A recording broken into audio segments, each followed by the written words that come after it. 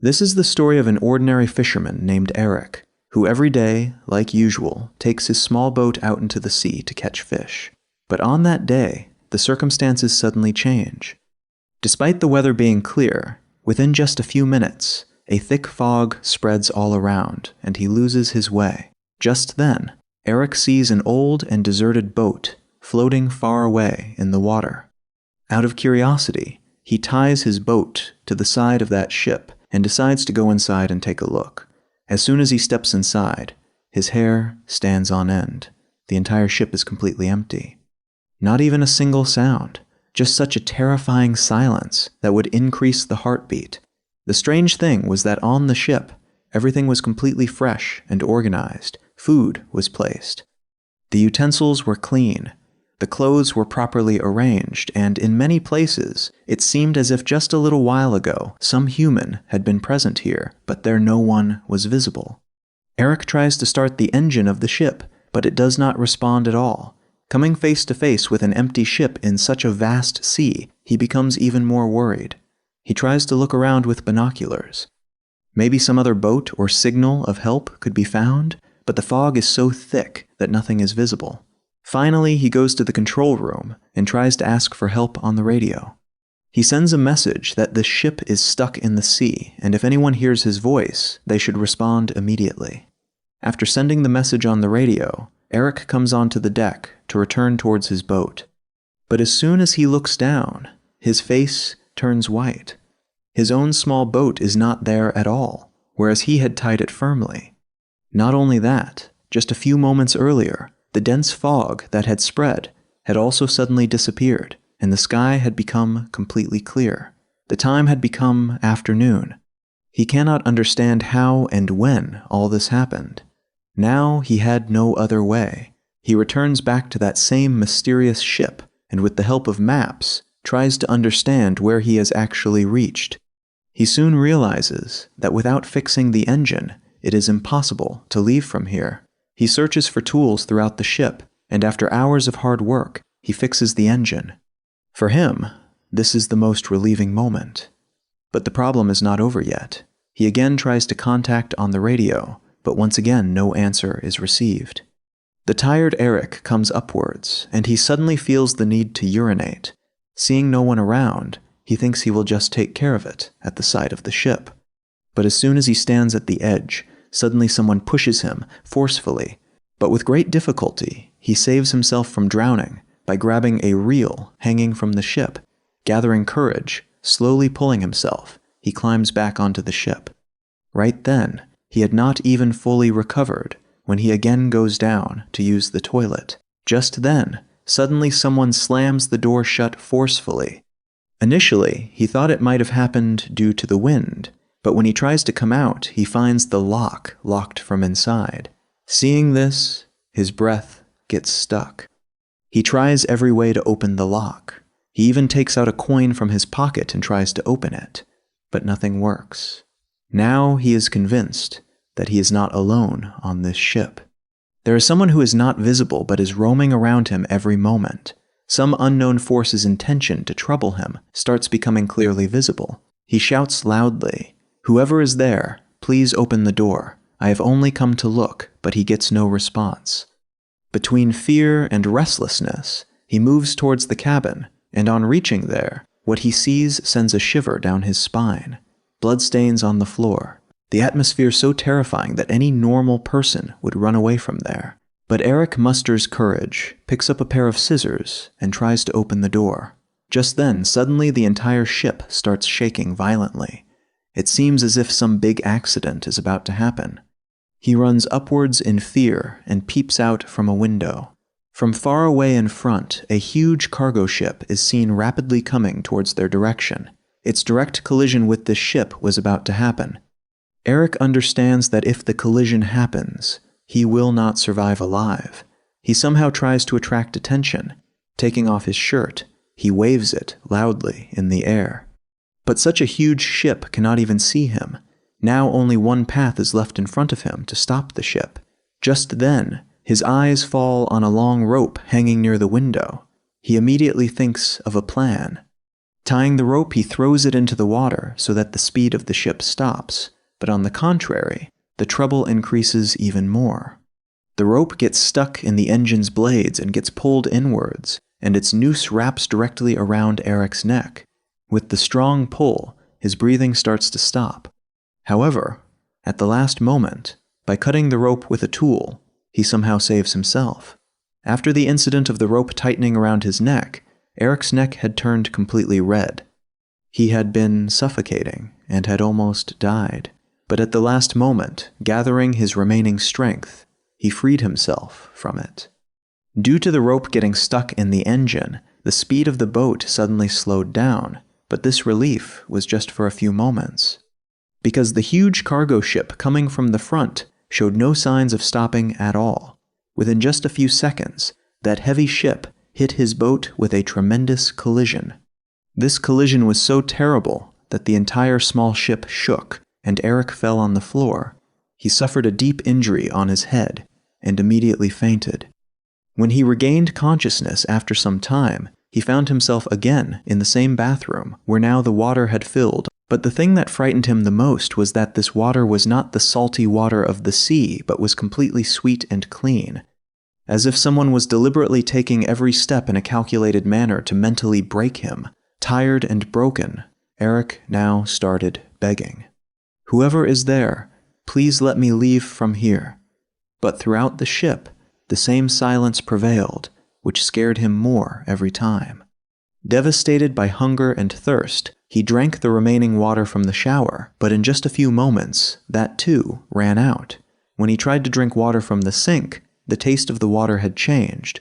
Now it was salty. From this he got an idea that somewhere or the other there had been a leak in the ship, and the seawater had started coming in. Understanding this, his panic increased even more, because this meant that this boat would not stay on the water for much longer. He tried to open the door, but it was locked from outside. It seemed as if some invisible force was watching his every step and stopping him from going out. By night, the water kept rising continuously, and he was very tired. Finally, due to exhaustion, his eyes closed. At night, a strong storm came on the sea, which shook the ship from inside and caused Eric to suffer many new injuries. In the morning when he opened his eyes, the water had reached up to his face. Just a few inches more, and he would have drowned. Just then, suddenly he heard a faint click sound, like a lock opening. Somehow he turned the handle, and at that moment the water pressure was so terrible that the door completely broke and fell down. This strong flow gave him a chance to come out, and he somehow reached the roof of the ship so that he could breathe in fresh air. Now he was completely convinced that this ship was not normal. Some invisible evil force was controlling this ship, and for some reason it did not want to leave him at all. He had been broken physically and mentally. The water was continuously rising downwards, and the ship could sink any time. Amidst this fear, an idea came to him. He picked up the airbags lying in the ship and the broken bathroom door, and prepared a small raft from them.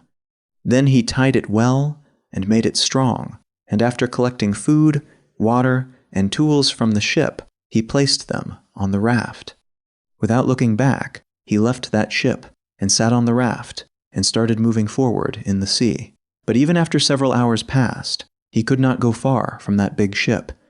The strangest thing was that the ship, which he was seeing sinking in the early morning, was still standing in the same condition without moving. He could not understand why, despite such a big leak and so much water filling in, it was not sinking.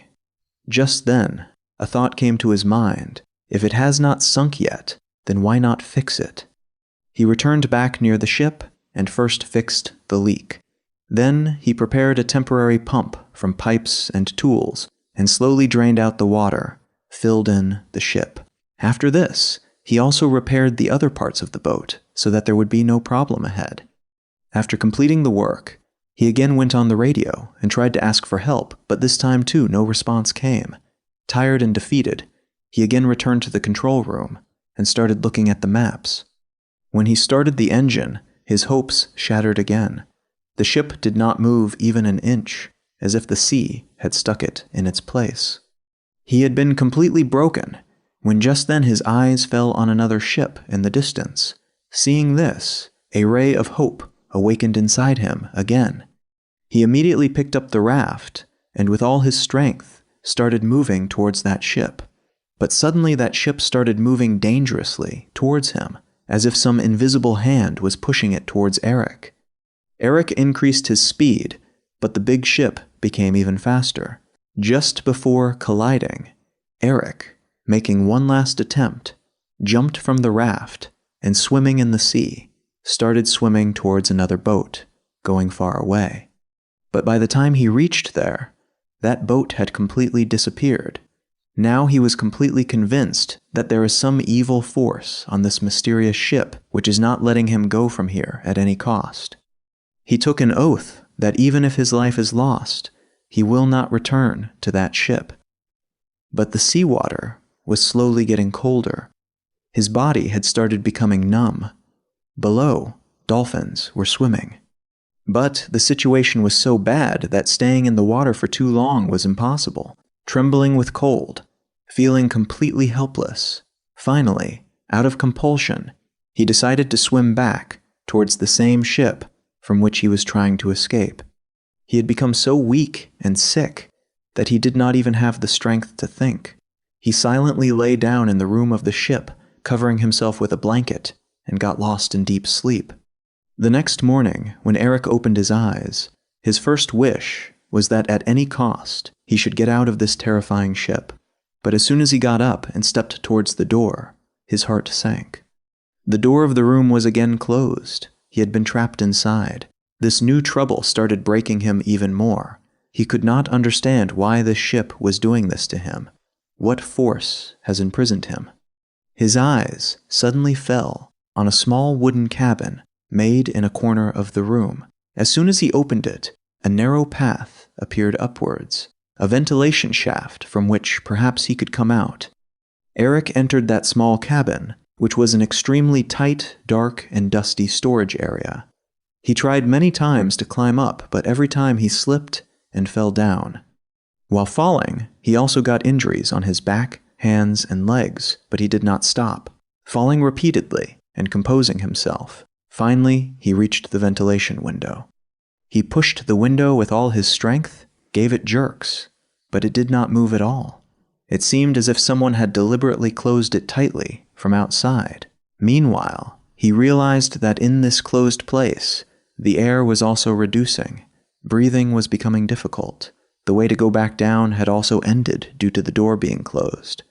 Now it seemed to him that perhaps this would be his last place. At the same time, again, the same mysterious click sound echoed.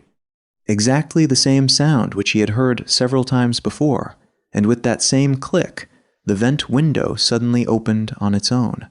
Eric did not waste even a moment, and quickly came out. As soon as the cool, fresh air outside filled his lungs, he became calm for a little while. When he peeped down from above, he understood that this ship was on its own, moving towards a small deserted island. A slight hope arose in his mind. Perhaps this was his chance to escape from this cursed ship. As soon as the ship reached the shore, Eric immediately got down. As soon as he stepped on the ground, he felt that behind this entire mystery, surely someone is hidden on this island. In anger, he picked up a wooden stick from the path and started searching all around. But within a short while, he realized that this island is completely barren, no hut, no signs of fire, no footprints. There was no question of any human being here. Seeing this, his anger now turned into fear. After all, who was doing all this? As soon as he came out of the island, his eyes fell on a strange sight. The same mysterious ship which had brought him here was now peacefully moving forward on the surface of the sea, as if in search of some other prey. Seeing this, Eric became completely convinced that this ship is not controlled by humans, but by some dark, dangerous force. If he wants to save his life, then he will have to find some way to leave this island immediately. Searching, he reached the highest peak of the island. From there, he saw another island far away, but it was so far that he could not understand at all what was happening there. Then he came down, going around the backside of the island, and just then his breath got stuck. He had reached exactly the same place from where his entire incident had started, the same shore, the same atmosphere, and the most shocking thing, his own small boat was tied right there.